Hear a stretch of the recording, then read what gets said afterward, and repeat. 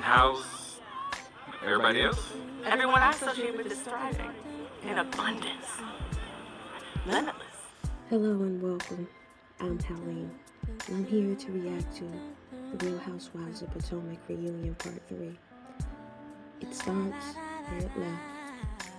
Dr. Osefo is bringing up a point as to why Batman Giselle would think that she would augment her body for the validation of a man, seeing as she augmented or changed her body was that for validation of a man. Batman then says, no, I did it because of Wuab the Bam. It had nothing to do with Jamal, which substantiates Dr. Osefo's stance. All the while, the light bright dimwit who is Batman doesn't understand how she is substantiating that perspective. The next is the alleged question from the audience that asks, why didn't you go after Darby's Barbie the way you went after Batman and Robin? Dr. Osefo goes, well, I wanted to take it up with the head honcho in charge, apparently. I wanted to chop it off at the head. Then they delineate into why was that energy for Robin when she had nothing to do with it. I interject as a viewer and say she was the sounding board for Batman to even get off this rumor in the initial stage of this rumor. Anywho, Dr. Osefo argues that Robin knew about the rumor, and so she had to be the one participating in the rumor because we know you are Robin to Batman. Then they get into another question. Why did Batman not address Dr. Osefo with the rumor instead of going behind her back and telling everybody her concerns? Everybody then on the stage gaslights Dr. Osefo. They are gaslighting the shit out of Dr. Osefo as if the evidence she isn't providing isn't substantiating her stance. The reason why it isn't substantiating her stance on that stage is because they are dragging the goalposts out of range. So while she is setting her premise, every time she sets her premise, they redirect the premise as if it's not what she's arguing. What she is arguing by bringing out the paperwork that says, we talked, I called you for a minute, was to say, listen, girl, you had an opportunity to address this with me. So you're feigning as if you were concerned for me is invalidated by the way you move. But they all collectivize on that stage to pretend as if she's doing way too much. They are gaslighting and intentionally missing the point. Andy is biased in a Mickey Ficky. I call bullshit. Everything Darby's Barbie says sounds like a pageant answer or some bullshit.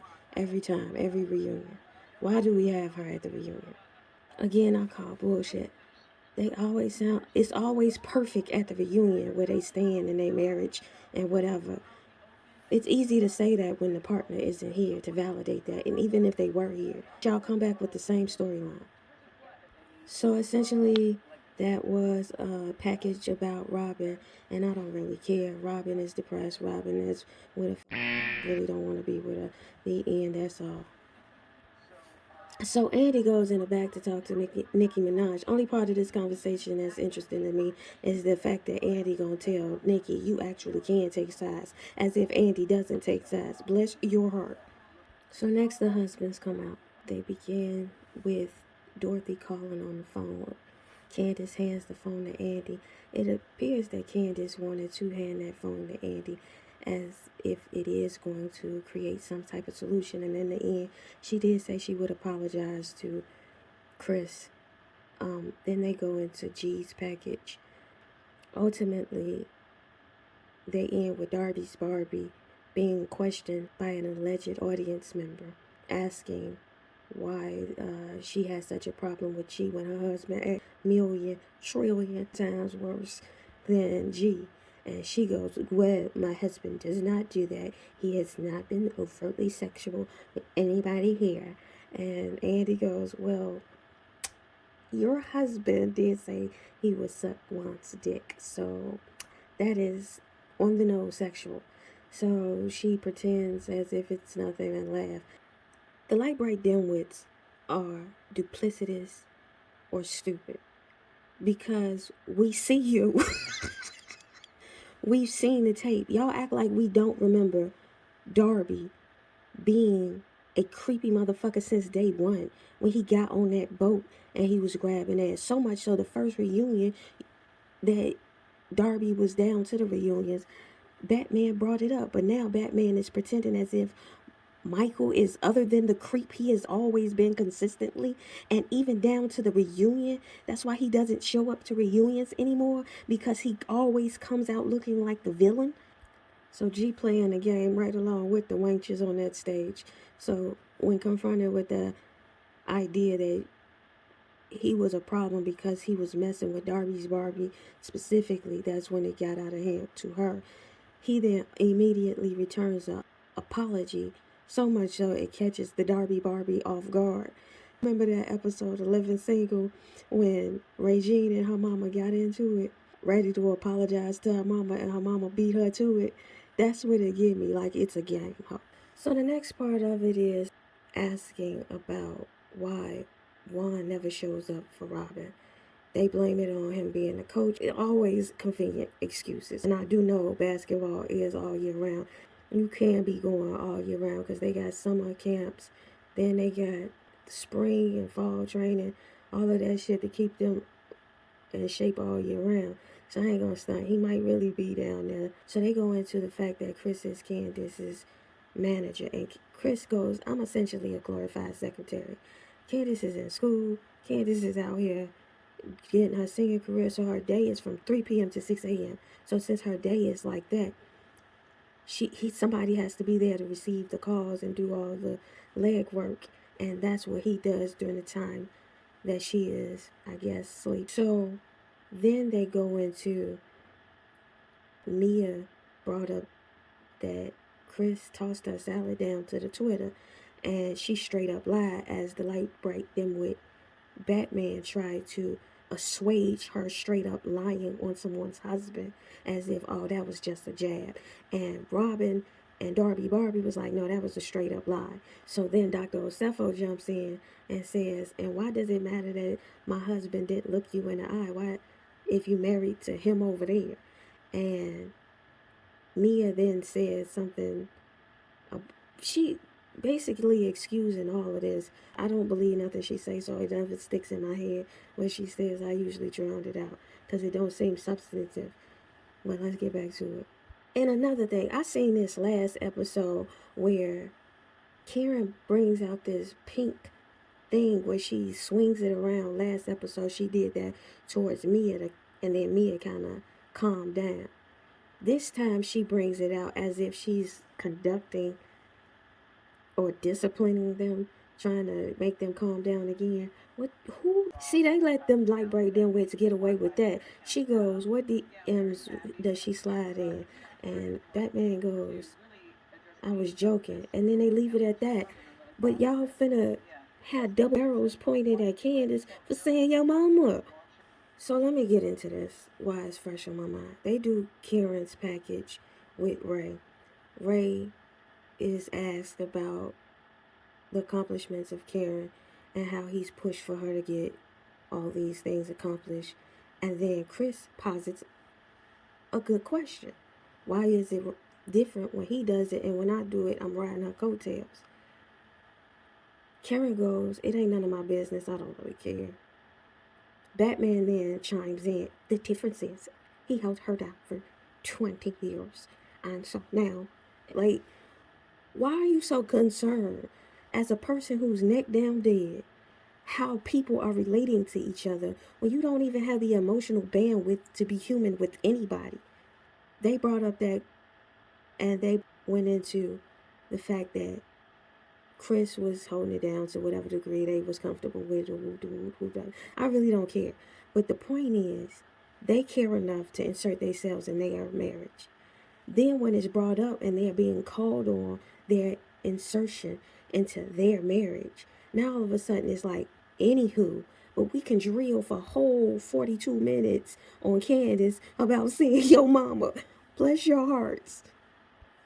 That clip they just showed dressing Karen having this wedding to somehow rub it in Robin's face that she's getting married. Then they go down to that dinner where Karen was just coming off the hip with shit and told Robin, oh, we're getting married real soon before you in a real wedding, in a real relationship. Mind you, she said that.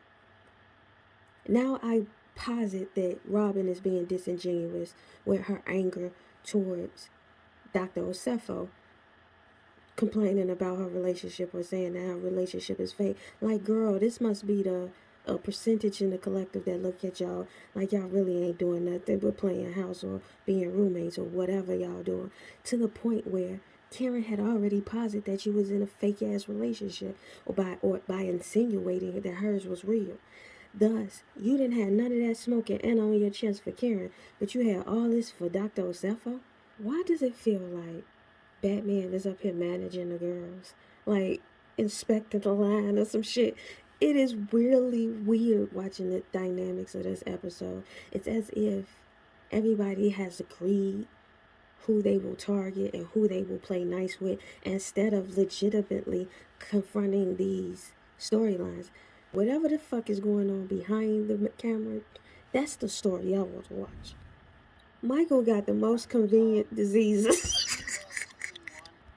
So some alleged audience members send in some alleged question where they ask, it seems as if Barbie's husband is more aggressive towards Candace and Chris than Chris is towards Darby's Barbie, and Darby's Barbie goes, Candace has been aggressively coming after him, and so to keep it respectful, he goes after the man. No, your husband is a freaky, creepy creep, and we're supposed to pretend like he's not the bad guy in real life. Like, people ain't. What does he do? That is he like a hitman out there? Is he a part of some Australian mafia? Because the way y'all acquiesce to his villainy is something amiss. It's as if we're playing the Emperor has on clothes or some shit. He does not. Them threads is naked. He's naked. They're ending the show with Nicki Minaj coming to the set and then apparently being surprised by her. If the reactions in the preview is anything like the reactions we gonna get from this sequence, I'm gonna be highly disappointed in you B-words. Like, girl, chill. Nicki Minaj is also married to a rapist, like, legitimately. So, just the same creepy feeling I have for Darby's Barbie down there at the end of the couch I have for Nicki Barbie. What, girl? Darby's Barbie and Nicki Minaj are one and the same to me. This shit is the entitlement of Batman. She just go over to Nicki. Do she know her like that? So it wasn't as crazy, but it still was a bit too much for a person married to a rapist and trying to dig up the victim to get her to say otherwise. To be quite honest, this season was garbage. It really was nothing interesting about the season. What really made it interesting was the fans who went along with the way it was being framed and picked a side and went team this or team that. That was interesting. Everybody arguing they stands. Them actually, not a storyline on there was interesting. And maybe Candace's music career was interesting. But I was more interested in other shit. Like, what the fuck is wrong? Batman had absolutely not one storyline.